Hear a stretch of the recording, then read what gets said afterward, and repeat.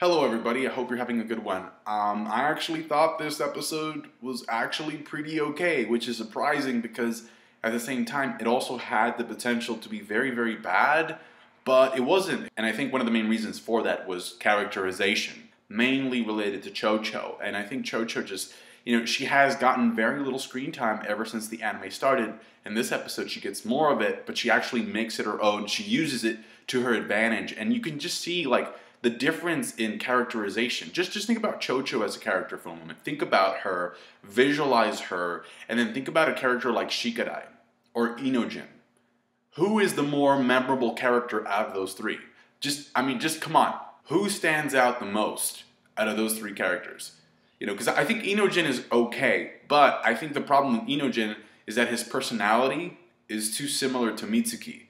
So Mitsuki is kind of like Inojin, but on steroids almost. They both kind of lack, empathy. They can learn a little bit more social skills and stuff. But Mitsuki just has more intrigue to his character because of his backstory. He's a foreigner. He's not originally from Konoha, so he has there's more depth there to be explored. Whereas Inojin, we know his origins. We know Sai, we know Ino. So I definitely think that Inojin has kind of like the same character skeleton or the same character profile as Mitsuki, but Mitsuki just does it better, in my opinion. Shikadai in this episode continues to be as bland as ever, which is a shame because I think they're trying to push him, or they're trying to showcase him as being one of Boruto's best friends. Like, they're almost always together, and it's such a shame. Let's try this, alright? List out Shikadai's character traits. Think about them in your head, okay? Now list out Shikamaru's character traits, okay? Now describe Shikadai without describing any of Shikamaru's character traits. You literally can't. In fact, Shikamaru is the more interesting character because he had this whole laziness thing going on. He was just like, what a pain, like such a drag.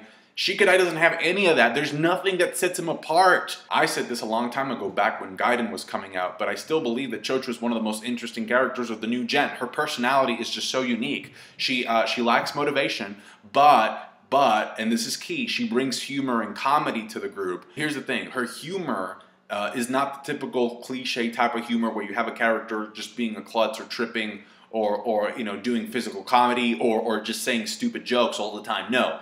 Cho-Cho's humor comes from the contrast of her eating a lot, being lazy, but also having a very high self-esteem. And also, thanks to this episode, we find out that she's actually pretty smart.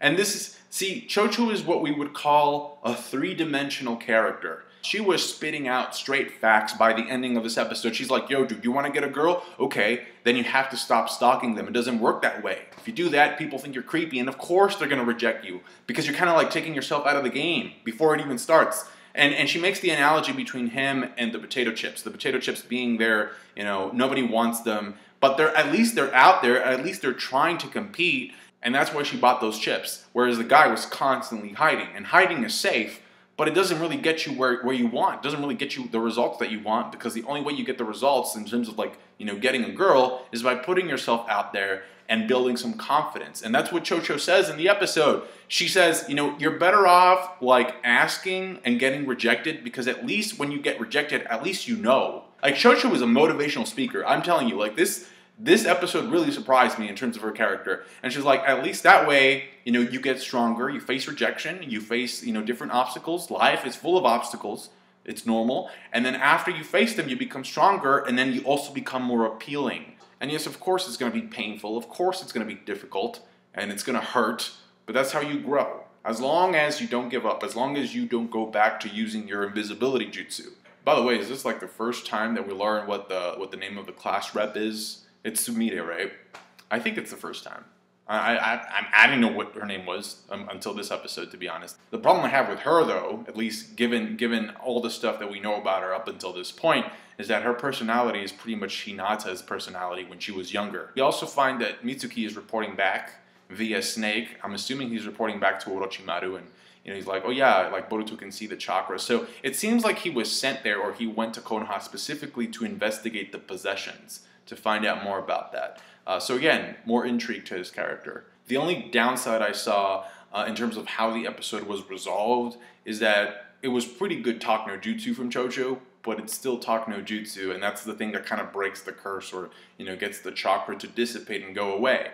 So if again, and this is something that I mentioned in my previous video for Boruto, is that if the guy who's sending out these chakra possession jutsus or whatever, if they can be broken so easily, then that probably says that the guy who's in charge of the possessions is probably not as strong as we think he is, or as strong as we would like him to be. It was kind of a reminder of what happened with Denki back in episode 1. So that was kind of a letdown, because it's like all you need to do is talk to the victim, get them to snap out of it, and you're good.